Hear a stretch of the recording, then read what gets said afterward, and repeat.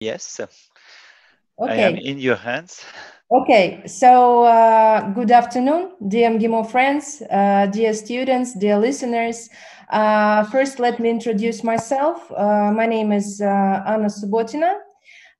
So I'm the first year student of MGIMO Master's Program for Sports Diplomacy.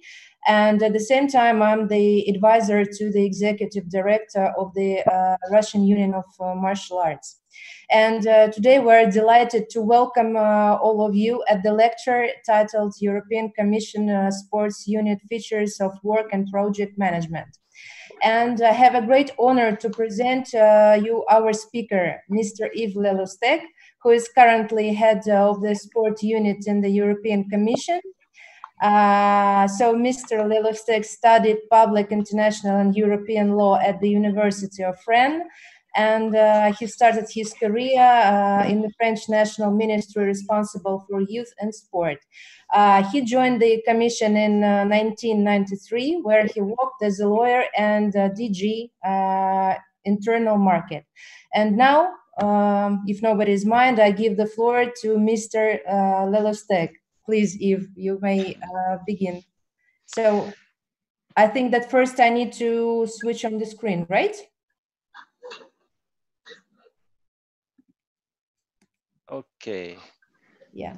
So up to me. So, okay. So thank you very much, Anna, and thank you very much for inviting me for this presentation. So I appreciate very much this idea, and it's a pleasure for me to do it. So you made, I think, a very good presentation on what I did in the past. As you just mentioned, sport is really the field where I have been working a lot during all these years, either in the French Ministry for Sport, either now in the position of head of the sport unit of the European Commission. This means that in this position, my role is to, let's say, to conceive the EU sport policy and to implement it. Just before starting, I would like to have your advice, Anna, on how we are going to organize, because I think that the duration of my presentation can be adapted, but it could be more or less of 20 minutes, half an hour or Okay. more if you wish, but this is, I think, I don't want to bore. I think that we will have questions after the Okay, presentation because people are very interested in what the European Commission is doing. okay, okay, very good. So I will probably make 20-minute, half an hour presentations, and then be available to answer to questions. Another thing I must know, I would like to know if possible before we start, is participants who are in the room have specific knowledge about sport, a specific interest in sport policy, or they are more generalists? So everybody is more or less connected to sports. So somebody is a professional sportsman, somebody is working for the sphere of physical activity of sports. So more or less, they have basic knowledge. Okay, okay. So I must be careful about what I say because people have a lot of knowledge. So, okay, very good. Okay. Okay, so thank you again. Last time and first time, by the way, I was in Moscow. It was during the World Cup for a very good opportunity because you you understood maybe that I'm French, and it was a good moment for the French sport that. This competition took place in Russia because the result was good, and I remember that Russia did very well and had a very good team, by the way, and did a very good World Cup. Okay, but this is not the focus of my presentation today. My aim today is to present you the EU sport policy, what it was, how it was born, conceived, how it developed during these last years, and where we are today. I will try to be. It's always difficult to find the right way of presenting to general, to basics, or to detail. But we will try to find the proper way. And I will start with the basics. So I count on you, Anna, to move the slide because you are controlling my presentation. So you can put the first slide, which is about precisely the way the sport policy has developed at EU level. In the past, when I speak about the past, it was 20, 30 years ago, there was no sport policy at all. There was no intervention on the EU in sport, no role in the EU in sport, because the EU was conceived to do something else. You are maybe aware that when the EU was created in 57, and when it developed, it was more about economy, about agriculture, about fisheries, about transport. But subjects like sport or tourism or culture or education, things like that, were not in the competence of the EU. So during years and years, the EU has done nothing in the field of sport. And this is not a criticism or not a criticism. This is a fact. This is just that the competence of the EU didn't allow the EU to do something in sport. It's member states, our member states, France, Italy, Germany, whatever, who had their own sport policy completely autonomous and completely national. And things have changed progressively. Years after years, the EU has become stronger, I would say, have extended its competences, and some new competences arrived. Education is very well known, and some of you may know the Erasmus fees. And in the last modification of the treaties, it was in 2009, what we named the Lisbon Treaty, sport was inserted for the first time.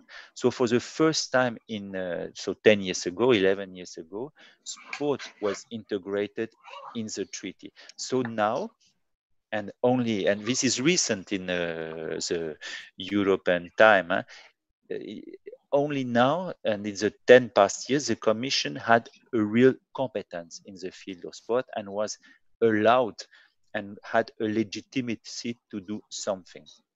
And you see on the slide, you see the article of the Lisbon Treaty, which plans this EU competence in the field of sport. And just one sentence, and the Union shall contribute to the promotion of European sporting issues while taking into account the specific nature of sport, its structures based on voluntary activities, and its social and education functions. And on this base, EU sport policy has been conceived. And if I can summarize the priorities and the things on which we are working, it's first to make EU citizens more active, so to make them move to practice sport or physical activity as a whole, not necessarily elite sport. Secondly, to integrate people through sport, socially, or people coming from outside, refugees, for instance. Thirdly, to promote a better governance in sports, so a better representation, fight against corruption, fight against match fixing, fight against doping. And third, acquiring skills through sports, and this means all these aspects of education and training through sport, which has developed a lot recently. This was let's say, the first idea I wanted to express. It is a new policy. It is the youngest of the EU policies. And now we can move to the second slide. It's about the way we are working. You must be aware, and some of you are maybe experts in EU law or EU policies, but in EU, there are different kind of competences. in certain fields, the EU has now the exclusive competence, can rule, can decide for member states. On certain fields, it's a mix between member states and the EU, and on certain fields, member states have the basic competence. And this is the case for sport. In competition, for instance, competition issues, or in certain aspects of external cooperation, the EU decides. On fisheries also. On sport, no. On sport, the EU intervenes, but at the end, each member state has its own policy. France can choose to, I don't know, recognition of diplomas is an interesting thing. For instance, in France, in order, if you want to be a teacher or a trainer or a coach, in whatever position, if you want to earn some money with sport, you must have a diploma, a state diploma most of the time.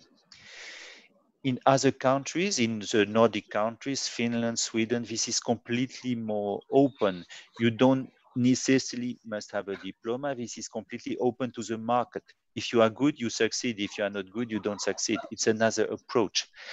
And on this, the EU can just respect all the national policies. We cannot impose this. We can just coordinate a couple of policies. I will come back on this, but we cannot rule on things which are decided by member states. So the sense of this slide is that because we are not we have not the exclusive competence, because there are a lot of actors. This is a policy. The policy we put in place is based on dialogue, and we have a lot of contacts with sport organizations. Let's say there are meetings. This goes from meetings to big conferences, to participation in expert groups, and so on. And 1 hour before, I have a conference call with with the European Olympic committees. We discuss a lot with member states. These are our key partners. There is a EU work plan for sport adopted every 3 years, defining priorities on sport at EU level. We have also commissioned expert group meeting all of them 3 times a year, 4 times a year. We have meetings with member states also. In the council, we have ministers meetings, and the last one took place in the 21st of April in Brussels. So ministers coordinate regularly. And we also discuss, of course, with international organizations and third countries. And I mentioned some of them. WADA, we are in permanent contacts with them, the World Health Organization, the Council of Europe, of course, and more, and this is interesting also maybe for you to know.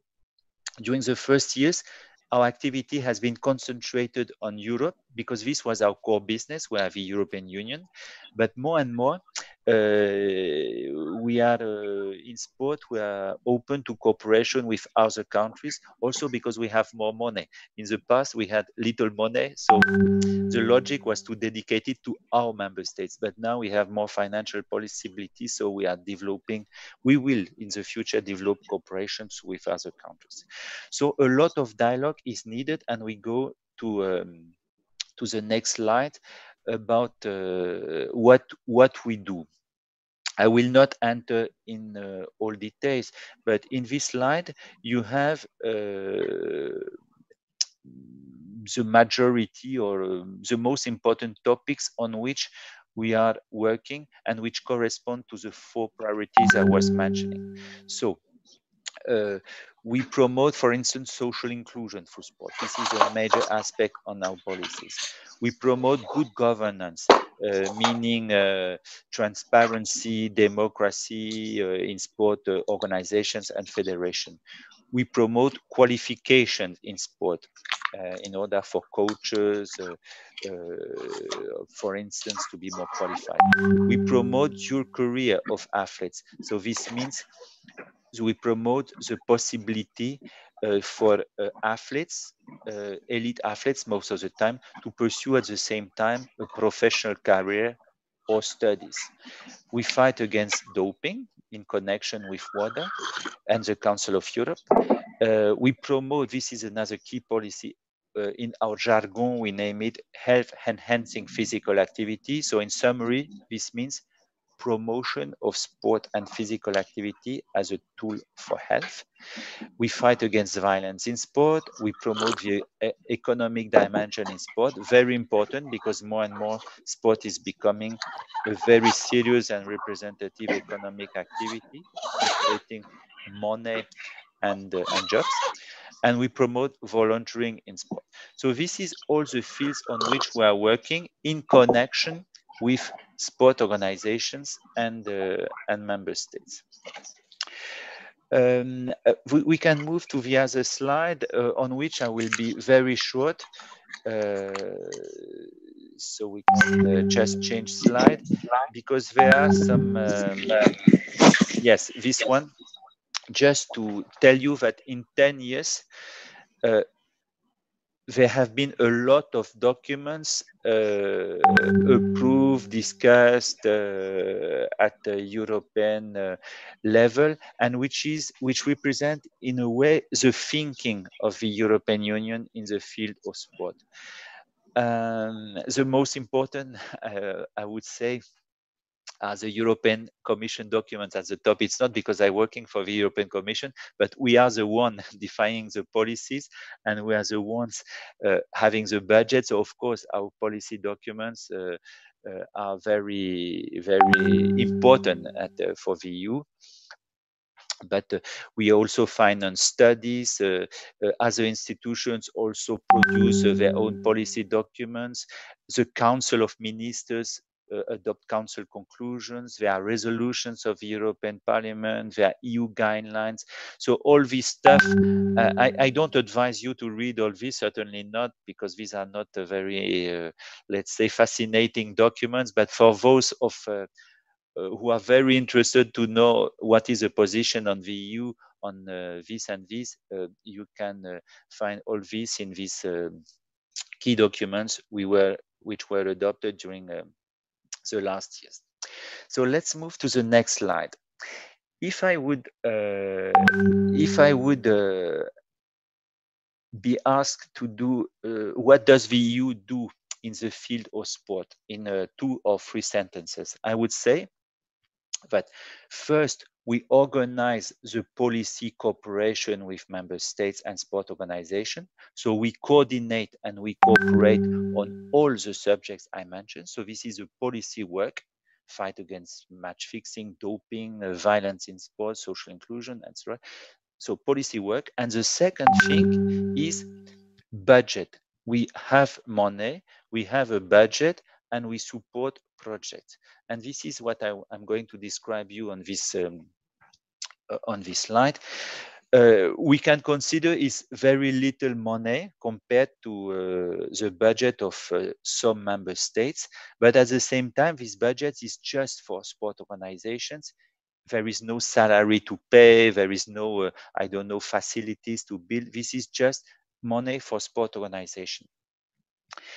As I said, 10 years ago, there was no money at all, or 11 years ago, no money at all, because there was no competence in the EU in the field of sport. Then, as I said, there was a Lisbon Treaty adopted in 2000 and came into force in 2009. And on this base, some programs were adopted. And one of the most known programs of the European Commission is Erasmus. But you must be aware that now Erasmus is not anymore just about education and fees for students. It is about also youth training and sport. And there is a sport chapter in the Erasmus Plus program.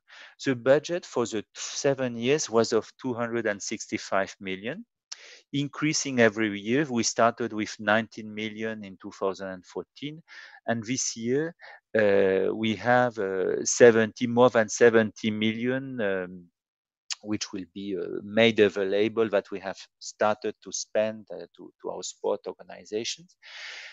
So you see you see some financial possibilities. And of course, this gives us also credibility, because when you speak and when you make presentations, or when you coordinate things, but you have no money, people listen to you. But okay, it's better if you have budget and if you have the possibilities to financially support your ideas.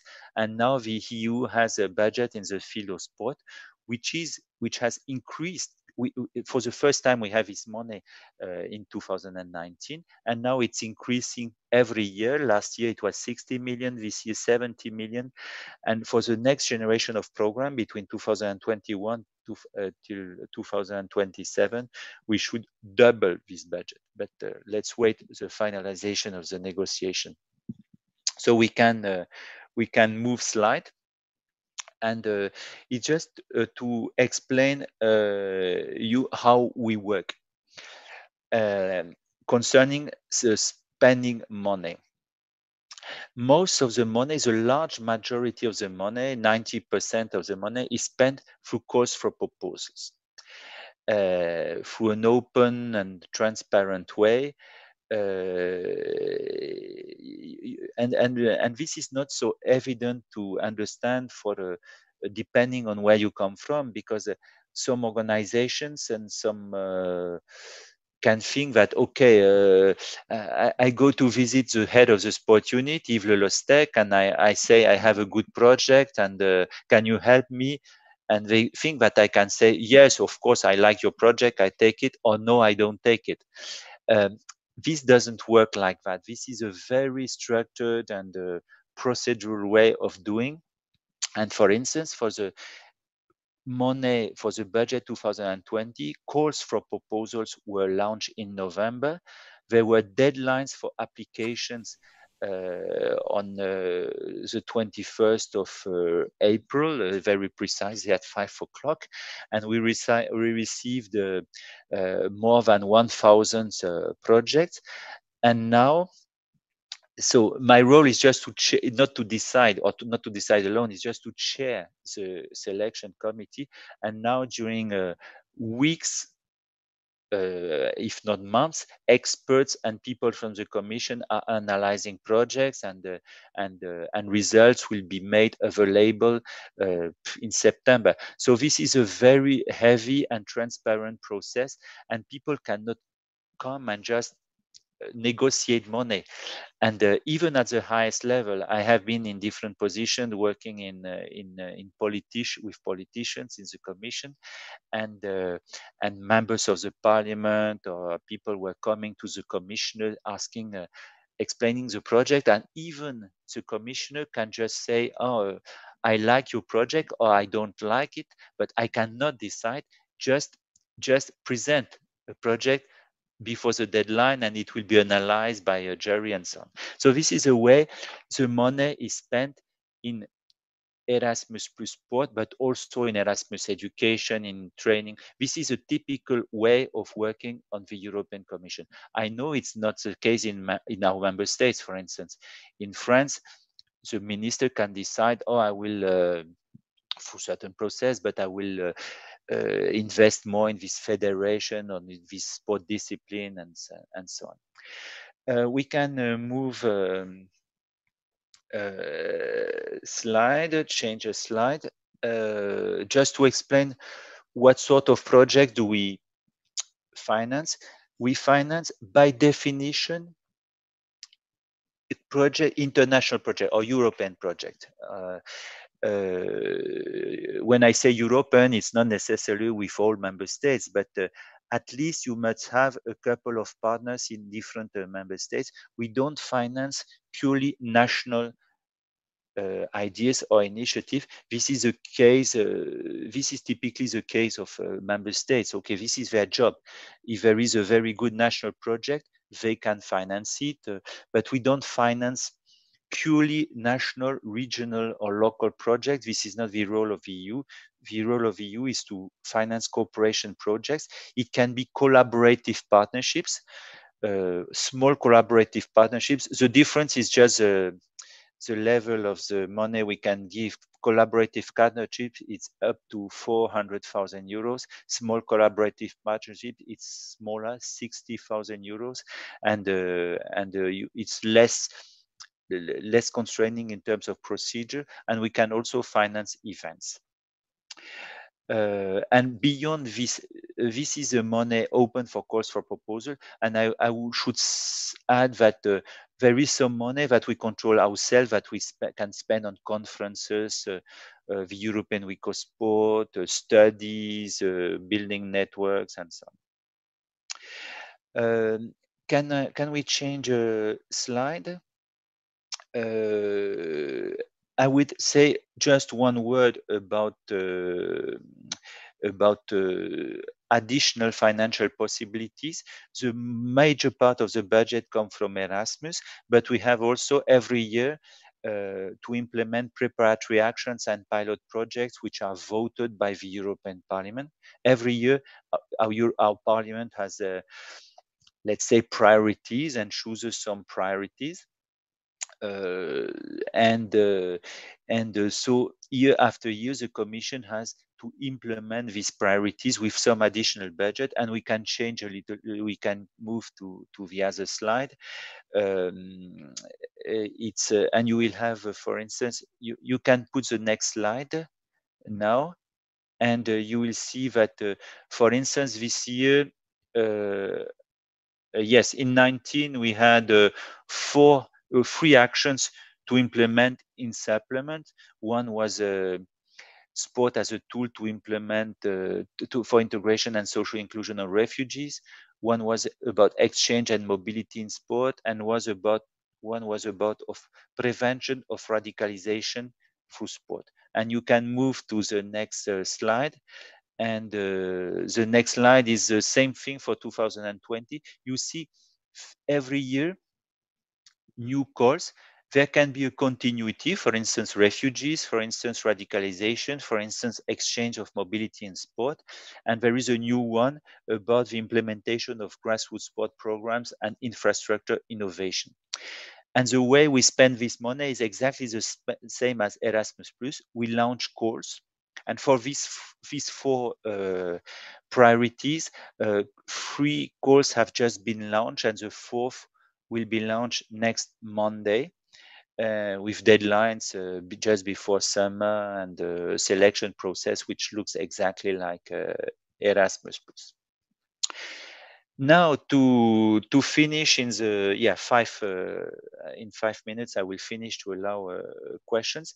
I will just mention some initiatives that we are taking. I was telling you that I could summarize activities in 2 fields. First, policy cooperation, and secondly, financial support.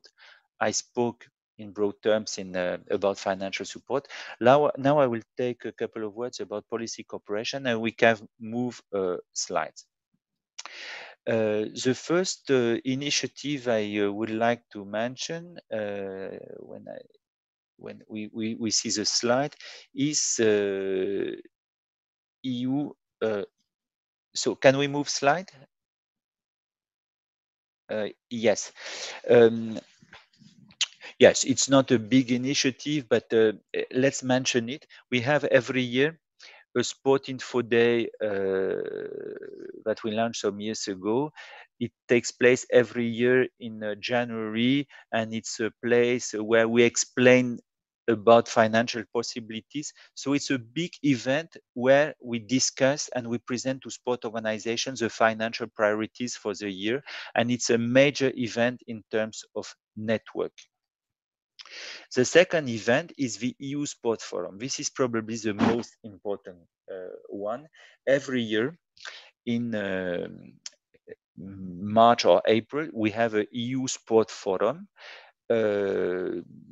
In the past, we had, when I was in my first period in the sport unit in 2000,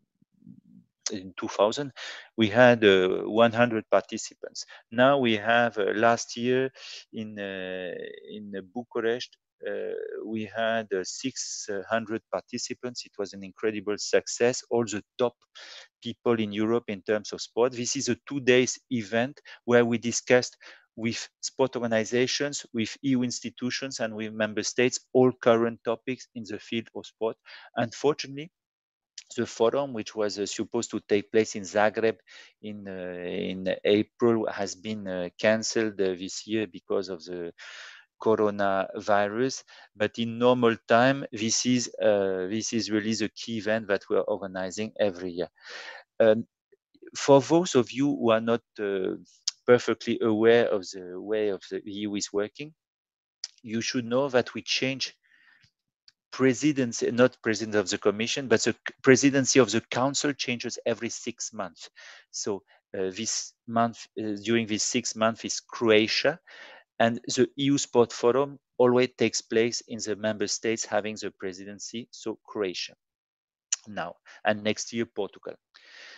The third, and we can change slide, we can move to the, it's the European Week of Sport. Now at European level, every year we have a European Week of Sport organized from the 23rd to the 30th of September. Each member state has a sort of national coordinating body, which can be a ministry or sport organizations or an Olympic committee. And every year, and this is another major event, it is launched in the member states of the presidency on the 23rd of September. Now it should take place in Frankfurt 23rd of September. We will see how to organize it, and depending on the corona, and we will see the size of the event, low profile, high profile, with people coming from outside. This is still unclear, but I'm afraid it will not be the same sort of big event as in the previous year. And the two last events are awards. We organize also a competition to promote project either in the field of promotion of sport and physical activity. This is the Be Active Awards, or about inclusion through sport, and this is the Be Inclusive Award. And after all selection process, every year in Brussels or in another place, we have a nice event where we attribute prizes to the best project selected, the three best, and also the finalist. We can now move slide for I think two additional slides, and I will have almost finished. Just for you, in terms of structure, you must know that at EU level, our ministers, our commissioners. I don't have a minister for sport. I have a commissioner for sport, and this commissioner is Madame Gabrielle, Commissioner for Innovation, Research, Culture, Education, Youth. Sport is not in the title, but she's formally involved in sport. And there is also a vice president, Mr. Skinas. So Madame Gabrielle is Greek, and Mr. Skinas is so Madame Gabrielle is from Bulgaria, and Mr. Skinas is Greek, and he's a vice president responsible for the promotion of the European way of life, covering also integration and some parts of the sport policy. We can change slide. This is just about the future, because one main message I wanted to tell is that even if member states have the basic competences, the EU sport policy has developed a lot during the last 7 years. And it will continue, hopefully, in the new financial period starting in 2021. And the new challenges in sport were, and this will be, now we will see and what happened, mobility. Now there are big questions due to the coronavirus crisis, but in principle, budgets should be considerably increased to promote mobility in sport. International cooperation, as I said, our program was more focused to EU member states, which will be much more open to partnerships with other member states in the future. we will continue to work on social inclusion. This is not new, but it will be even more in the future. You can change slide. You can change slide. Integrity. More and more we are asked to cooperate with sport organizations to improve their governance. There have been big scandals in sport during the last years, and we try to contribute also progressing towards a better sport. Grassroots sport and promotion of healthy lifestyle. This is a dimension which will be certainly strengthened with this coronavirus crisis. Sport as a tool for health. And also green sport. This is a general tendency everywhere, and this is a priority of the new president of the Commission, Madame von der Leyen, to green all policies, and this will concern sport in terms, for instance, of sustainability and legacy of major sport events. And my very last slide will be to say, and we can change, will be to say that in the new generation, but now let's wait the finalization of the discussion. But in the new generation of programs, sport was supposed to double its budget. We had 260, we will have 550. We will have possibility to develop new actions such as international dimension of sport, mobilities, and of coaches. And sport will be open also to partner countries, and Russia can be much more involved, for instance, in our project as it was now. So there are new perspectives for sport. So just to finish, my one or two last sentences will be to say that sport, the intention of the EU is certainly not to replace member states. They have their policy. They are responsible for sport policy. There are national teams, there are national competitions. Each member state organizes sports and has its own priorities, and we will never question this. But in parallel, the EU sport policy has developed a lot during these last years and will continue because we will get in principle more budget and with some new focus put also on cooperation outside the EU. And I think on this, I will finish my presentation. So Anna, I give the floor back to you to, I don't know, organize the questions or comment or whatever you want. Okay, thank you very much for your presentation. I think everybody got a lot of new and useful information about the European Commission. And I think that now we can start with the questions. So if somebody has something to ask, please welcome.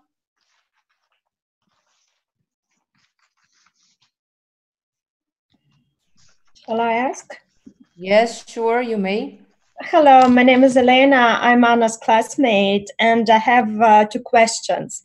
So you have mentioned dual career. So how do you proceed it? How do you support athletes' education and further employment? I mean, apart the sport industry itself. Mm-hmm. Sorry. So there was a question about your career, but I didn't. There was a second one. I didn't get it. Yeah. How do you support athletes? I mean, in case of education and further employment. Okay. So concerning your career, the answer is, let's say, typical of what we do. What we do in general. Dual career policies are policies which are controlled in a way by member states, and for instance, or member states or sport ministries, and from time to time, sport federations. And for instance, in my country, sport, they have there are programs, initiatives promoting dual careers, allowing people to go to the university while continuing to practice sport at the highest level with a system of I don't know, either fees, either authorization of absence, either adapted programs. So in France, this is relatively developed. In a couple of countries, it is relatively developed. In other countries, they are nowhere. They are nowhere. And this is something that we cannot rule. There will be never a EU regulation saying you are obliged, France, Germany, Italy, to do so. But what we can do is exactly to use our financial instruments to help those who want to make dual career programs to do this. So in this context, we can finance universities, we can finance sport federations, you can finance, even if it's not the case till now, member states or public authorities to conceive programs to cooperate, to put in place these dual career schemes. We are just there not to impose, but to help those who want to build programs. And there are a couple of European federations who are also benefiting from credits from our side, and it can go as I mentioned.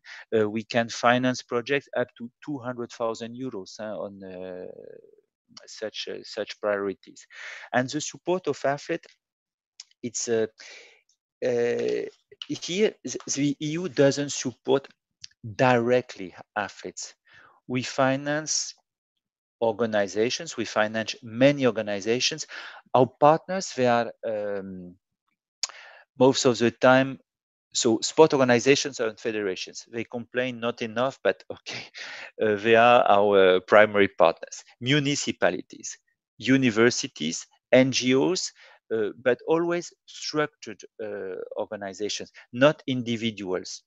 This will change, or this could change in the future, because if this was my last slide, during the period 2021-2027, we will have a new program, Erasmus, which is negotiated for the time being, but it's almost finished in terms of substance.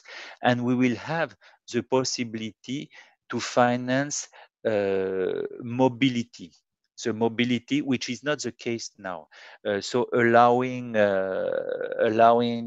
athletes, coaches, staff to go and spend a period in other countries. But what doesn't exist at EU level, it's because it's not our competence, it's a direct fee for a national athlete, I don't know, to just progress in his discipline. This exists in France, in Germany, in Italy. They give fees to the athletes, but this we don't do. Thank you very much, Mr. Lostecque. The second question, are there any researchers how sport influences on refugees integration? Because it's a crucial problem to integrate all these young people who have came, recently, since 2015, maybe. Yeah. And the answer is also yes, because you remember, was it 3 years ago, there was this huge crisis of refugees in Europe, and in an institution, as in our institution, all departments were mobilized to help to find solution, or to contribute to find solution. We know that sport was not the first priority, because people first needed to eat and to have some places to sleep, and let's say also in the best situation to find a job, things like that. But sport contributed, and this is why our financial instruments were mobilized partly, not only, but partly to finance inclusion of refugees through sport. So this is exactly one of the categories of projects that we can finance through Erasmus+. So this we do. And in addition to this, there were these projects. I mentioned to you that from time to time the Parliament votes specific actions, specific categories to be implemented every year. And this is, and for the 5th time in a row, we got money to precisely support the integration of refugees through sport. 5 years in a row, in addition to the Erasmus program. By the way, 5 years in a row, this means that the crisis was five years ago, because this the first money we were given were 5 years ago for this. I know it's not so much because um, Erasmus, I don't remember by heart the figures, but let's imagine that we put between 5 and 10 millions on Erasmus, on the integration as a whole, in particular of refugees, plus, depending on the year, between 1 or 2.5 million for refugees on pilot project. It is not so much. Okay, but our efforts, however, we put on this what we can put. I know that it goes. However, some municipalities or organizations are very happy to have this additional help from the European Union. But this is clearly, if I would have to say, what are the 2 topics which are the most popular and important in terms of financial help? It's one, a promotion of sport and physical activity as a whole. And secondly, integration, not only of refugees, but integration. Thank you very much. It is very interesting and very important to integrate young refugees to become part, a real part of the country. Thank you very much. Thank you. Okay, maybe some more questions? Yes. Okay, please. Hello, Yves. My name is Kate. I'm also a student of the program Sports Diplomacy. And I have a question. I guess it's quite actual question. How has the pandemic changed the work of the sports department of your commission?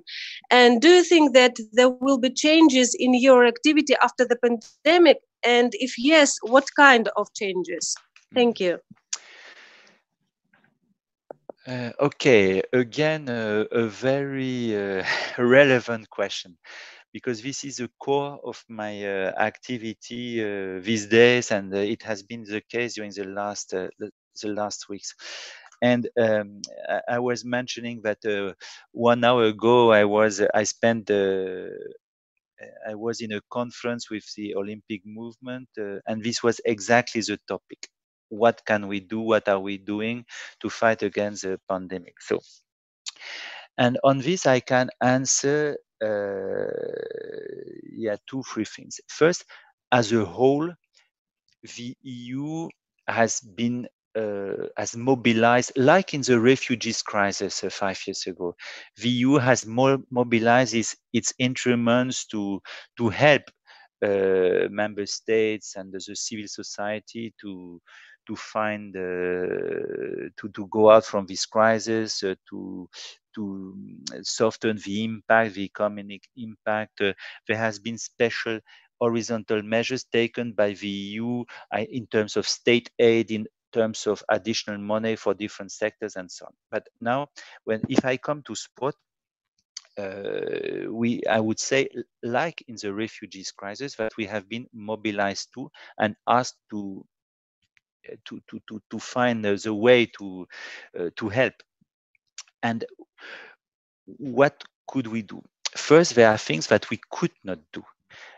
I was speaking about Erasmus. I was speaking about this money. This is money that is spent following big procedures in implementation of the budget voted by the European Parliament, agreed by member states, and so on. So we cannot, in a 1 week or a 2 week time, say, oh, we would do something else with this money, and we will reorientate it to whatever priority. So this we cannot do. Our task is to implement the decisions which have been taken in the budget last year, and to implement the program. However, There are things that we can do, and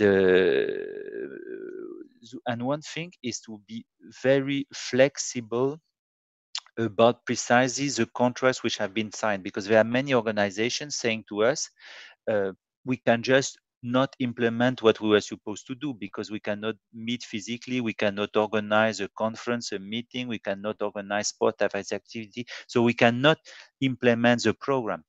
So in normal time, if we implement contracts as such, okay, you don't do the activities, so you will not get the subsidy for the project.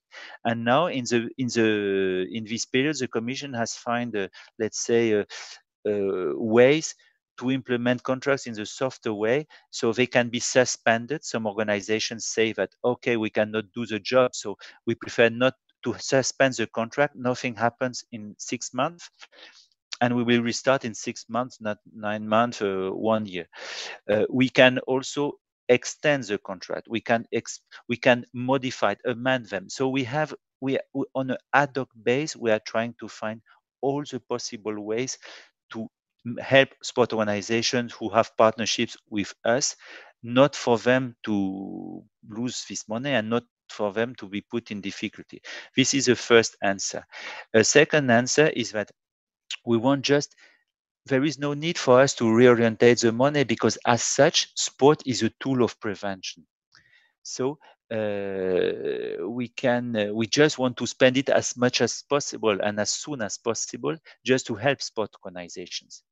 And beyond this, we have started to organize cooperation with and coordination with member states. On the 21st of April, there was a ministers meeting where our commissioner participated in order to coordinate answers to the crisis, opening of sport clubs, at which date, what can be done, what cannot be done.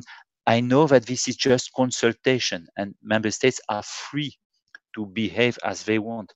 But this was a very welcome meeting of sport ministers. We will also have another one probably beginning of June at the initiative of the Croatian presidency, and another one probably in September, October. This was announced on the 21st of April.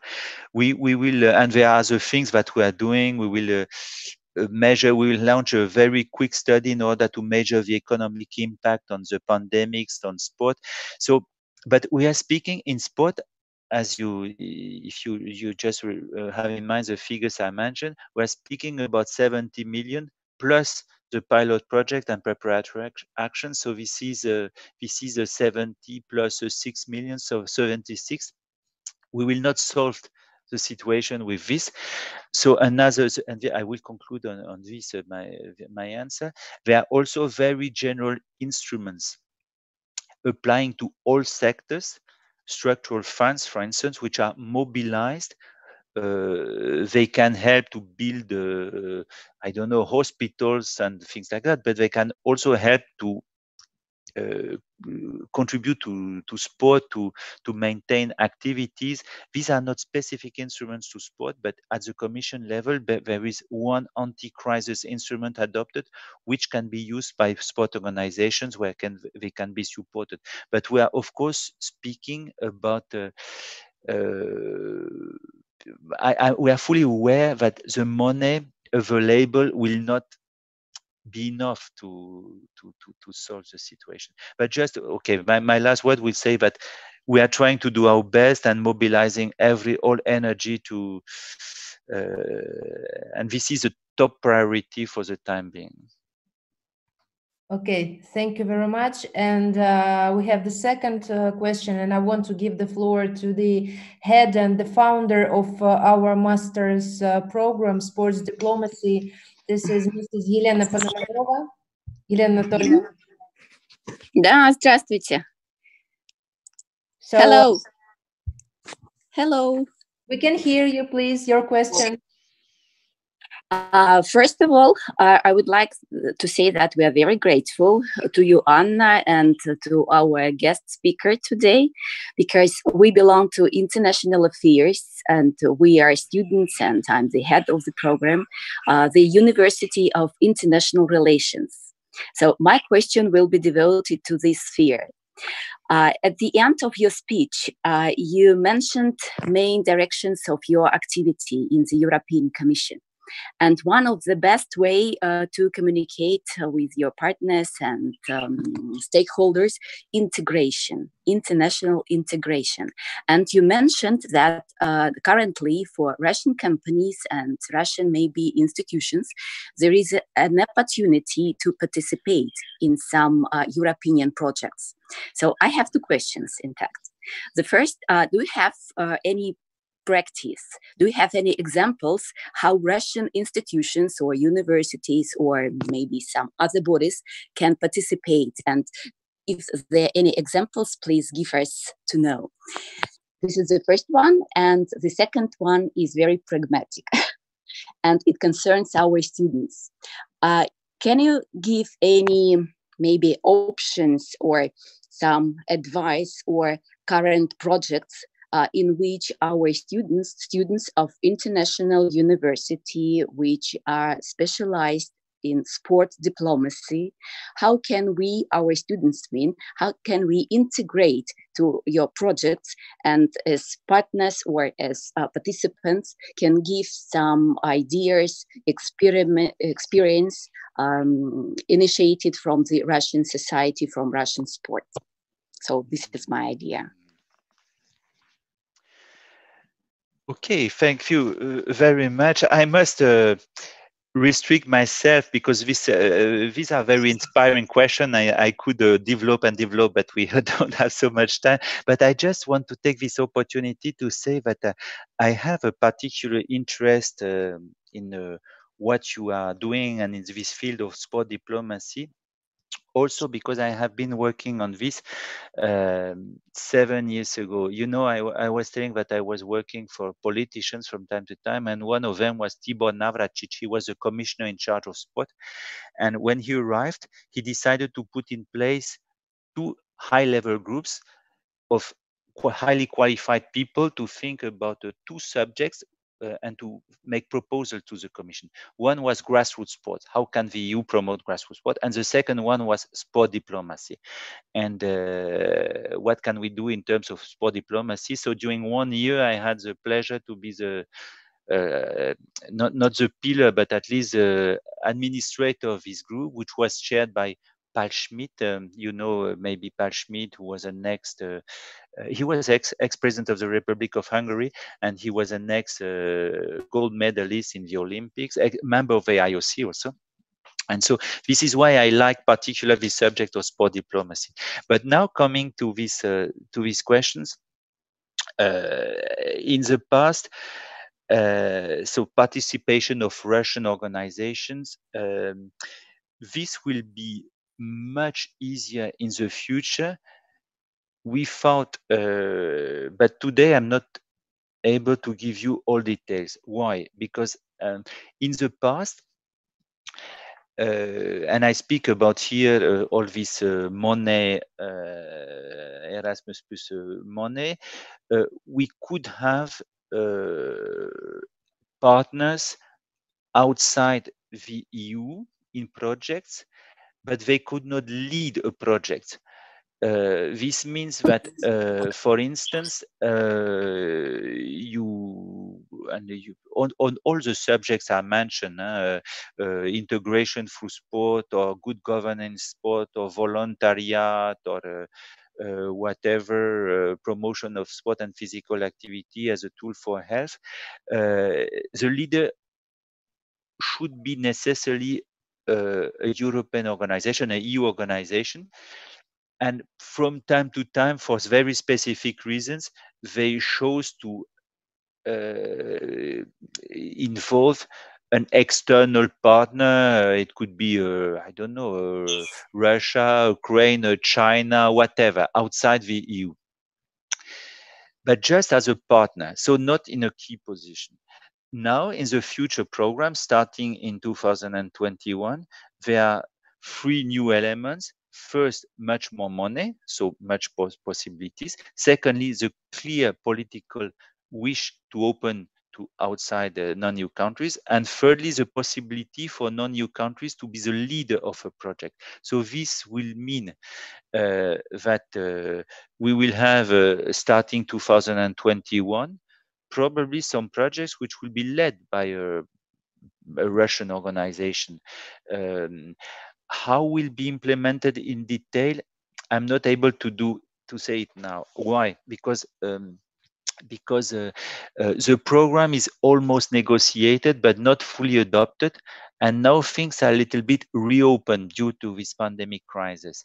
And so we were supposed to have a final program adopted in the coming 2 months. It could take a little bit more time, and then the next step will be to adopt the rules of implementation of the program, to see exactly how non-EU organizations can enter the program. So I'm sure that in 5 months I will be able to answer you in a much more precise way. But today I'm just able to mention you the principle. And on the advice and we welcome very much, by the way, this opening to international cooperation.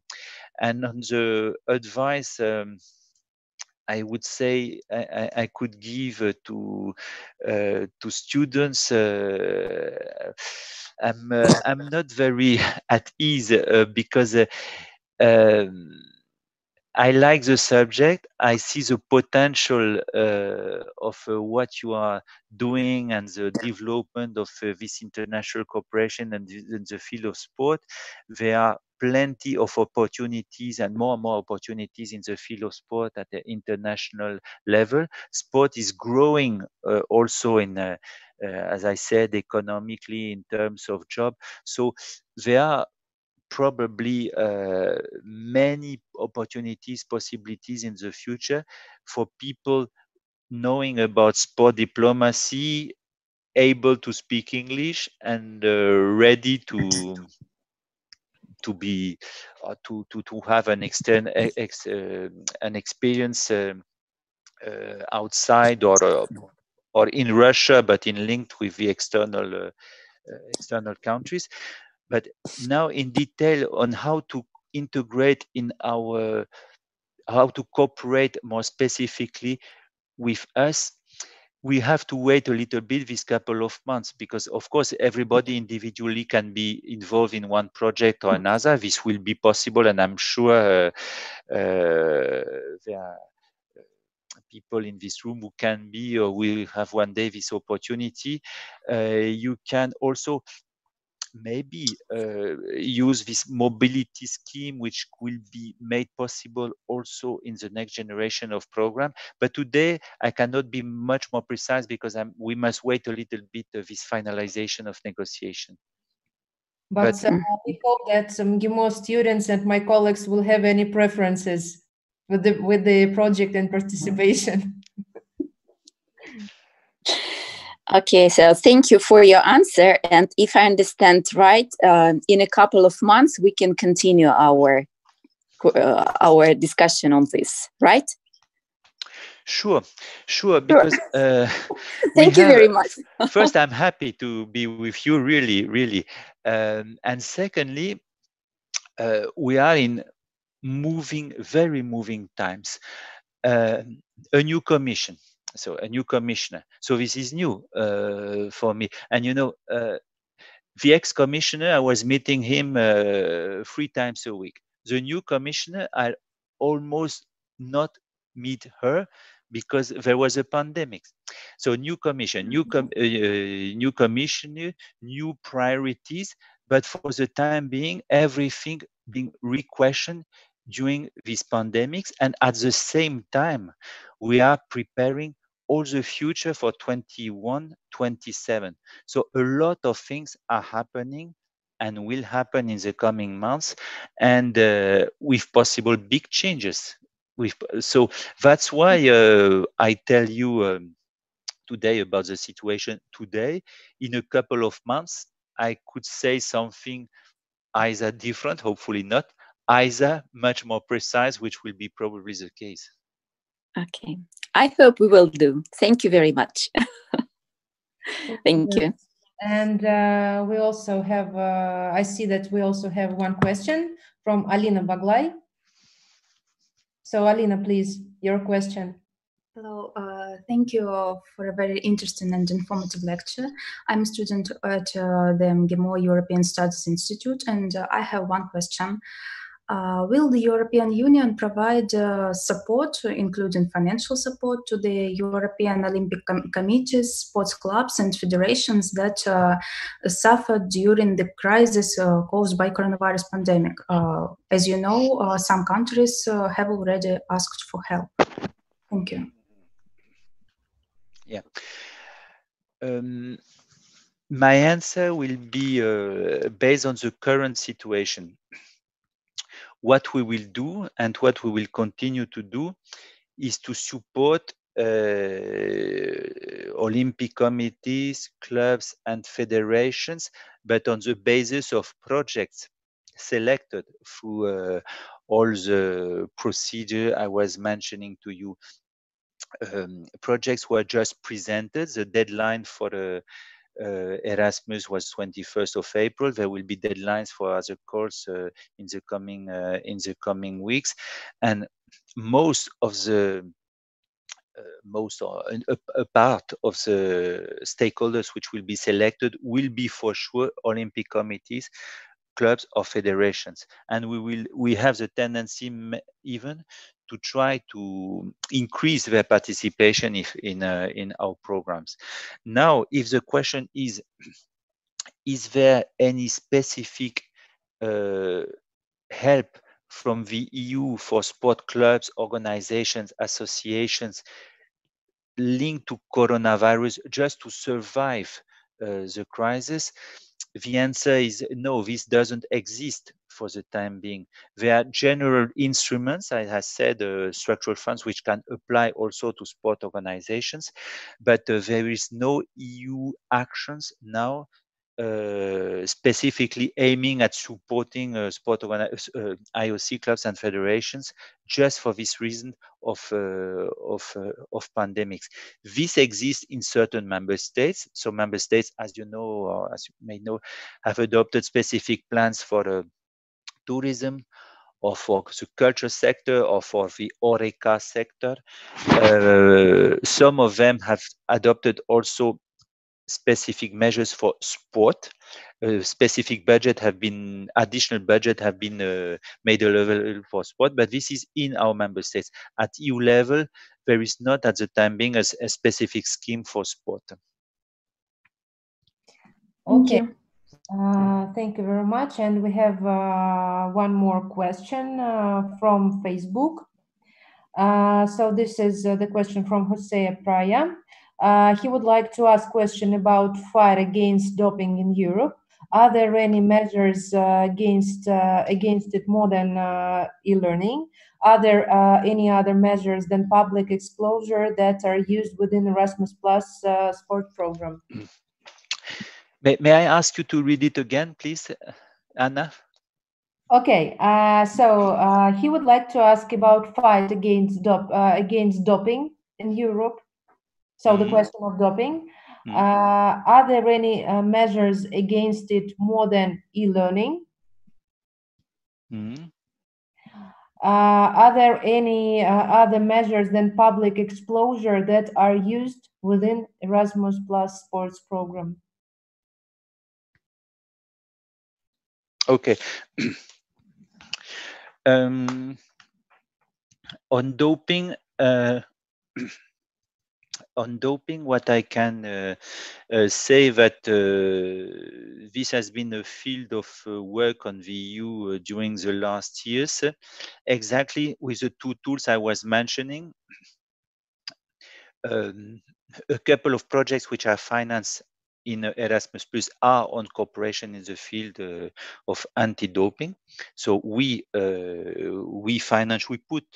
dedicate budget in the fight against doping, and we also ensure some policy coordination with member states, and we are also as a EU observers in the WADA Foundation Board. So we are also cooperating very well with the World Anti-Doping Agency.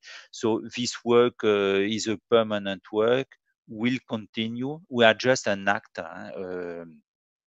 We are not the main actor. But in terms of budget, in terms of cooperation, we work, and all the mandates, a key place in the decision making on anti-doping in the World Anti-Doping Agency, and the foundation work on the board of the World Anti-Doping Agency, and the mandate of the European representatives is prepared at EU level, and we contribute to the preparation of the one date, so to fix position of the EU in the field of doping. I'm not sure to have fully understand the question of e-learning, if it was linked to doping or not, but what I can say that is that one of the things that we have on which we have worked also during the last weeks on our projects is to try to help them or reorientate a little bit towards e-learning, what is not physical, possibly physically, can be from time to time, not always, but possible online or through e-learning. So we are on an ad hoc base, really on a specific case-by-case base, discussing with all our stakeholders to see if the activities we are supporting can be developed or implemented in another way, including e-learning. I speak for sport, and this is also what is happening also for education, where they are, they are facing big challenges. And my colleagues from working for education, they have enormous budget, they have important budget at EU level. Most of them are dedicated to mobility, and now they are reorienting a lot towards precisely e-learning. In sport, it is a case also, but in a less evident way, because we were not financing massively mobility action as it was the case in education and culture. But we are reorienting things towards e-learning. So the third question, I didn't catch it very well. What is exposure? Maybe it's my English. Just a second, please. I will read you once again. Public exposure. Are there other measures than public exposure that What is exposure? Maybe it's my English. Exposure. To explode. Yes, to explode. I guess it's a noun. Maybe public reaction. Maybe public reaction, maybe some negative reaction meant. And so the question is, what is? Are there other measures than public exposure that are used within Erasmus Plus sport program? I guess it's, so this is some reaction meant. The reaction, I'm not sure that I will answer satisfactorily to the question, but I will just repeat a couple of things I said. Erasmus Plus in sport in itself. I'm sorry, Yves, I'm sorry for interrupting you. It's exposure, it does mean like publicity. Ah, okay. Publicity for Erasmus Plus. Exposure. Sorry? Exposure, it's like publicity. Okay, ça va. Publicity at EU level, it's we make a lot of publicity, but we don't make enough. That's sure, because we realize that Erasmus Plus Sport has a different impact depending on the member states. For instance, and strangely, there are some member states who are not so big, and they benefit a lot from Erasmus Plus because just they know and they spread the idea. Italy, they are the champions out of category. Since the beginning of the program, at the very beginning, I think the first year, 25 or 30% of the money was went to Italy. Now it's less, but Italy was very successful in promoting the program. Bulgaria is doing well. Croatia is doing well, Romania is doing well, and strangely, some big member states are not using it so much. France, my compatriots, they are not using it so much. It's Germany, not so much. So it's our responsibility. So maybe we promote it not enough in all member states, but it's also the responsibility of the national sport movement, because in Italy they are doing very well, and in other countries they are not doing so well. Another element of the answer, so I think it's publicized, we can always do better, but another element is that if we publicize too much, we will even create more frustrations, because the success rate is acceptable. Not all projects are selected. There is a selection process, and depending on the category, there are 30, 40, 50% of the projects which are selected, which is okay, because this means that all very good projects are selected. If we multiply the publicity, and if we multiply the number of projects presented with the same budget, we will have a lot of frustration, because the success rate will be of 10, 15%. For this time being, I would say the situation is almost ideal, because we have many projects, but not too many, and this ensures a correct level of implementation, because there are projects which are not good, not prepared seriously, and with the balance we have today, almost all good projects are selected. Okay. And so do we have some more questions, or we can ask the last one? Okay, so if nobody has a question, I have one, if you don't mind. So my question is concerning the US Sports Forum. How can we get the invitation to this event, and when is it planned to be held? Yeah, I mean, or maybe it is postponed to by the next one. Yes. This is my fear, even if no formal decision is taken, because it was supposed to take place in Zagreb in April. It was postponed, not cancelled, postponed. But at that time, we were thinking about June or July, maybe. And now, now it's impossible. If it takes place, it will be maybe in October, November, and I'm not pessimistic. I am pessimistic, and I think it makes no sense, to tell the truth, because the EU Sport Forum is about organizing once a year an event during the first presidency of the year. If we do it at another moment, half online, this is another concept. It's something else, but it's not the forum anymore. It's like organizing a Festival de Cannes online. This you cannot conceive it. So I am personally in favor of a pure cancellation, but the decision has to be taken politically. But we will see what happens this year.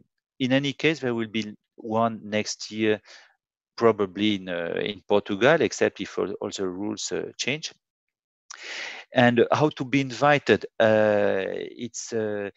We invite our, let's say, main stakeholders, our member states, European federations, and these are people who will be will get the information. But beyond this, we publish information of our websites, we spread the information, and anybody can ask to participate in the forum. Then it has to be validated by the Commission. But okay, I'm sure that for this body and you, we will make an effort to be sure that you can access to the forum. Okay, thank you very much. But it is for next year, I'm afraid. even if the Yeah, position is not formally taken. We know that a lot of big multi-sport events have been cancelled, and so it's not a surprise for us. Anyway, we are very glad that we can take part potentially. So it's really good news. So, and I think that if we don't have more questions, we would like to thank you for your lecture and for the time you spent to give us this important information. And we hope that in future we will get a chance to cooperate, and our students, MGIMO students, will take a chance to take part in some sports projects, maybe not sports, maybe from the other sphere, some projects from the European Commission. Okay, thank you. It was really a pleasure for me to be with you. I enjoyed a lot, and the questions were extremely, I can tell you, extremely relevant and interesting. So I thank you very much, Anna, for having taken this. Thank you very much. And I would like to add also that you are always welcome to our university. Thank you. See you in MGIMO. So I will remember the offer and the proposal. Yes, okay. Yes. If you don't mind, I can tell a secret that you like Russia very much, and so the invitation to our university will be another chance to travel around Russia and to get more about our country. Yes, Anna, we can think about it. We can arrange a special visit for Mr. Lostecque. Okay. Thank you very much. Thank you. Bye-bye. Thank you. Bye-bye. Bye-bye.